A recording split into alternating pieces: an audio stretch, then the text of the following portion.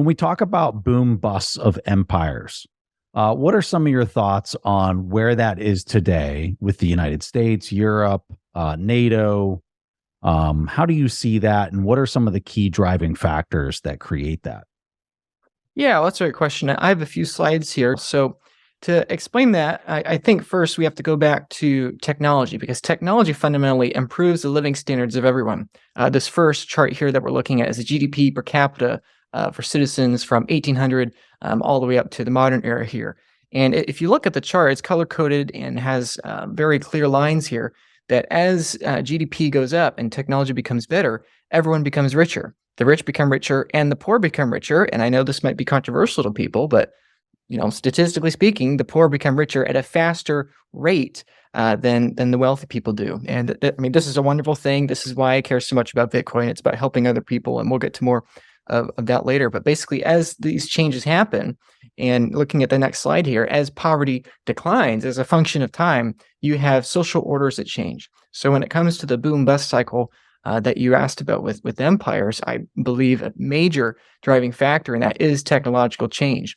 As a society develops, if we look at the Portuguese or the Spanish or the Dutch, or Europe is one of the best examples of this because it's so clearly defined and it happens so quickly, in a matter and so consistently over a long period of time. You can see clearly how one empire innovates and creates new technology, and people become more prosperous. So this being one of my favorite examples, of that of candlelight, and the cost of candlelight going down dramatically. I mean, obviously you can extrapolate this out to various eras of technological progress.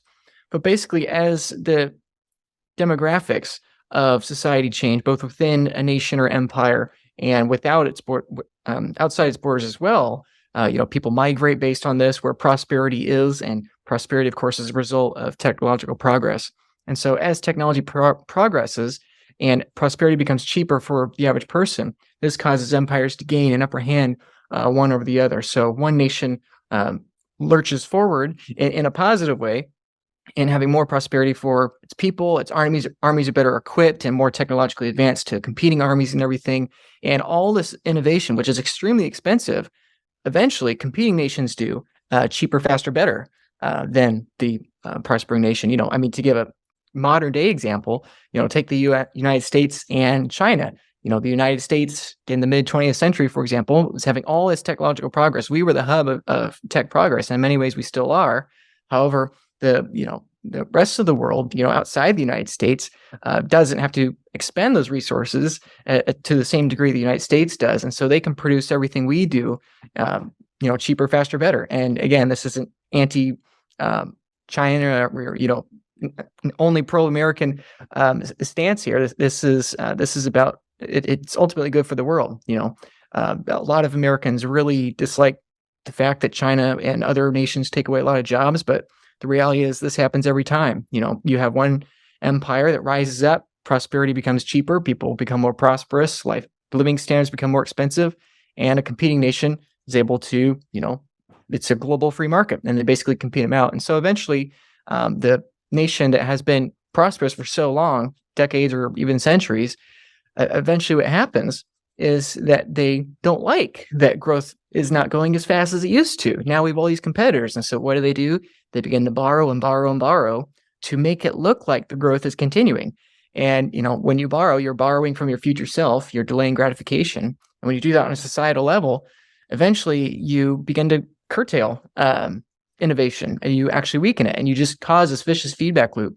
And so anyway, long story short is that when we come here to look at skipping ahead a little bit, right here, what we have is a historical timeline of reserve currencies of the world. And this is, just one aspect to look at dominant empires. But the important point I want to make here is, number one, reserve currencies change very frequently on a historical timescale. And there are many more ways to define reserve currencies. This is just one way to define it globally, especially the further back in time you go, the more local powers you have and everything. But for the sake of simplicity, this is one of my favorite charts to explain it. And one of the clear trends is that it becomes faster and faster. The duration at which a reserve currency lasts becomes shorter and shorter over time. And I would argue that fundamentally, like I said earlier, it all comes back to technology. And the reason at which these reserve currencies and likewise these empires are becoming shorter and shorter and shorter as a function of time is because as technology moves faster, these cycles of demographics and migration patterns and everything just happen faster and faster and faster. So that's the basic idea of the boom bust cycle here. It just all comes back to technology because technology drives prosperity, prosperity drives politics and armies and conflicts and everything of that. And when you think of war, what is war besides just a redistribution of resources and prosperity? Granted, it's extremely expensive and disastrous and horrible, but that's basically the game theory of what it is. And so you asked specifically about the US, and I believe, frankly, that we're in a difficult spot here for the US and for the West in general. If we look here at the consumer price index of the United States, I'm glad that you're taking the time to learn about Bitcoin, learn about Bitcoin's potential future value, both in terms of political currency units and on society as a whole. And I'm really glad that you're taking the effort to study and educate yourself about Bitcoin. However, I must make this message incredibly clear. If you are learning about Bitcoin, you must begin also learning about self-custody and taking possession of your own keys. This is really, really important. You can watch as many YouTube videos as you want, talking about how Bitcoin is going to skyrocket in fiat price and how the number is going to go up. You can talk about that all you want. You can daydream about this kind of vertical spike action for Bitcoin. You can daydream about this all you want. But my encouragement to you is that this is not a meme. This is not something to be taken lightly. We can think that this is a good thing, and it is a good thing ultimately for Bitcoin's long-term adoption, but this is real. Okay, this really happens in countries. It may not happen in your country for some time. It may happen in a stair-step fashion, but this is not a meme. This is not a joke. And so, therefore, you need to take self-custody really, really seriously, okay? I work full-time in self-custody solutions for people. I help people set up their multi-sig vaults. I help people set up their estate plans. I help people with a collaborative custody partnership and collaborative custody models, okay? This is a chart of the amount of interest we have at the Bitcoin Advisor, the company I work at, okay? This is not me personally. This is the whole company. We've been in business 7 years. Not a single client of ours has ever lost a single sat, okay? We have a good number of clients, and this is our demand. My point in showing you this chart, my point in showing you this message right now is that it is increasingly urgent, increasingly important that you begin taking self-custody very seriously. I'm telling you, I'm on the inside of this all day, every day, 6 days a week, and demand for self-custody is skyrocketing, okay? The kinds of clients we have, the number of clients we have, the conviction in the clients we have, it is only going up, okay? And people are booking meetings with me weeks, okay, in advance. In some cases, over a month in advance. And we are in bear market, okay? That chart, this chart right here is from October 2023.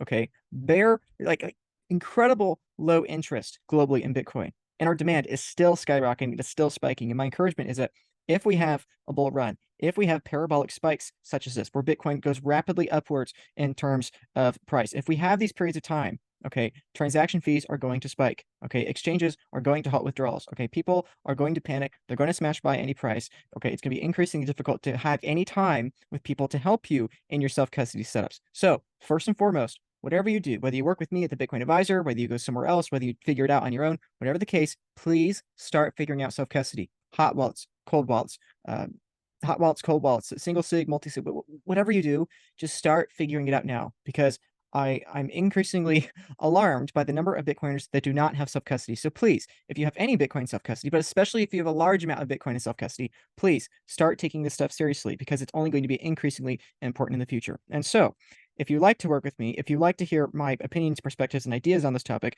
you can find me at the Bitcoin Advisor. This is precisely why I work at the Bitcoin Advisor, because I believe this is such an important topic here, okay? You can find me there. You can have expert guidance on how to self-custody Bitcoin, to buy, secure, and store it properly for the long term. We can have tailored strategies for you, what your long-term vision is, both for yourself, your own individual future, your retirement, and for your future generations as well. Again, multi-sig vaults, estate plans, all of these things for you, okay? You can just book a free meeting with me here, and the link down below in the description. Again, the first consultation is completely free, where we can talk about your priorities and see if there's a value add both for you and for the Bitcoin Advisor as well. And again, our goal is to help you have generational wealth for you and your loved ones and your children without losing sleep, okay? And that's why not only do you get a free initial consultation, but you have dozens and dozens of pages of education about multi-sig, self-custody, how to store your Bitcoin properly, things to avoid, things to pursue, okay? Again, dozens and dozens of pages a free education for you to be learning about this increasingly important, increasingly urgent topic. Okay. And then you can learn further about the Bitcoin Advisor and why we provide much more value for half the cost of our competitors. You can learn about all this